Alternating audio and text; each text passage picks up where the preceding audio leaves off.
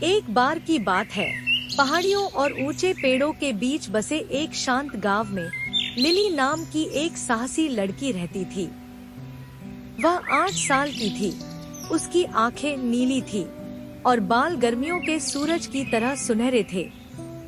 Lily को अपने घर के पीछे के जंगल में घूमना बहुत पसंद था, जहां वह अक्सर पेड़ों के नीचे छिपे जादुई जीवों की कल्पना करती थी। एक शाम जब आसमान सूर्यास्त के रंगों से लाल होने लगा, लिली अपनी सामान्य सैर पर निकल पड़ी। हवा में चीड़ की मीठी खुशबू आ रही थी और हल्की हवा ऐसे रहस्य फुसफुसा रही थी जो केवल वह सुन सकती थी। लेकिन आज की रात अलग लग रही थी। जंगल ज्यादा जीवंत, ज्यादा जादुई लग रहा था। जैसे जैसे वह गहराई में जाती गई, लिली ने पेड़ों के बीच से एक हल्की चमक झिलमिलाती हुई देखी। वह रोशनी का पीछा करती हुई एक छोटे से मैदान तक पहुंच गई। मैदान के बीच में एक पुराना ओक का पेड़ था जिसके पत्ते सोने की तरह चमक रहे थे। लिली ने छोटे छोटे पंख वाले जीवों को हवा में उड़ते हुए देखा। वे परियां थीं। उनके पंख इंद्रधनुष के हर रंग से चमक रहे थे और उनकी पोशाकें सितारों की तरह चमक रही थी। स्वागत है, लिली, एक आवाज ने कहा, जैसे लेवेंडर पंखों वाली एक परी पास उड़ रही थी। मैं आईवी हूँ और हम तुम्हारा इंतजार कर रहे थे। मेरा इंतजार कर रहे हो? लिली ने पूछा। क्यों? जादुई जंगल को तुम्हारी मदद की जरूरत है, आईवी ने समझाया।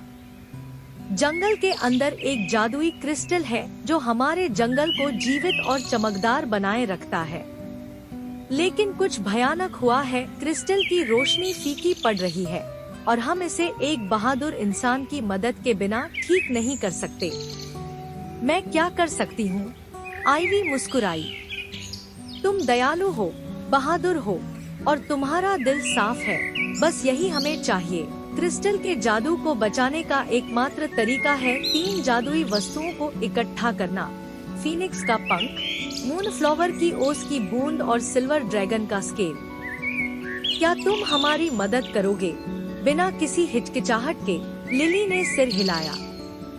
आईवी ने लिली को एक गुप्त रास्ते से ले जाया जिसे केवल परियां ही जानती थी और जल्द ही वे एक ग्रोव में पहुंच गए जहां एक राजसी फीनिक्स एक शाखा पर बैठा था। फीनिक्स से विनम्रता से बात करो और वह तुम्हें अपना पंख देगा, आईवी ने फुसफुसाया। लिली फीनिक्स के पास गई और विनम्रता से झुकी। महान फीनिक्स, क्या तुम जंगल को बचाने के लिए मुझे अपना एक पंख उधार दोगी? फीनिक्स ने लिली की आंखों में देखा, फिर धीरे से एक चमकता हुआ पंख निकाला और उसे दे दिया। यह तुम्हारा मार्ग रोशन करे। पंख को सुरक्षित रूप से छिपाकर लिली और आईवी ने अपनी यात्रा जारी रखी। इसके बाद वे एक चमकते हुए तालाब पर पहुंचे जहां सितारों के नीचे चांद के फूल खिले हुए थे। लिली ने सावधानी से अपने हाथों को कप में भरकर एक चमकती हुई ओस की बूंद इकट्ठी की। यह तरल चांदनी की तरह चमक रही थी। अंत में वे सिल्वर ड्रैगन में पहुंच गए। ड्रैगन बहुत बड़ा था, लेकिन उसकी आंखें दयालु थीं।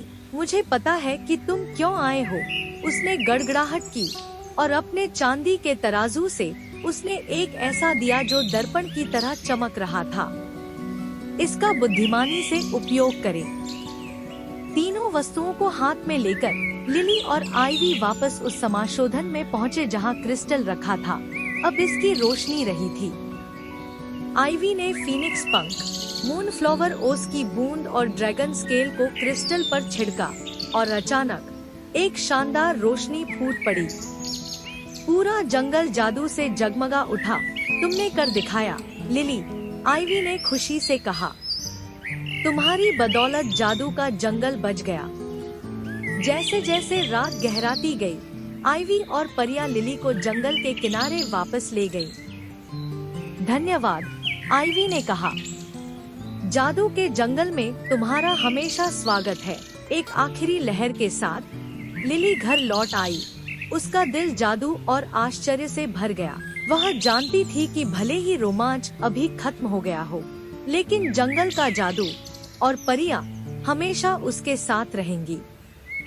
और उस रात जब वह सोने के लिए सो गई, तो उसने चमकते पंखों, चमकते क्रिस्टल और जादू के जंगल की जगमगाती परियों का सपना देखा।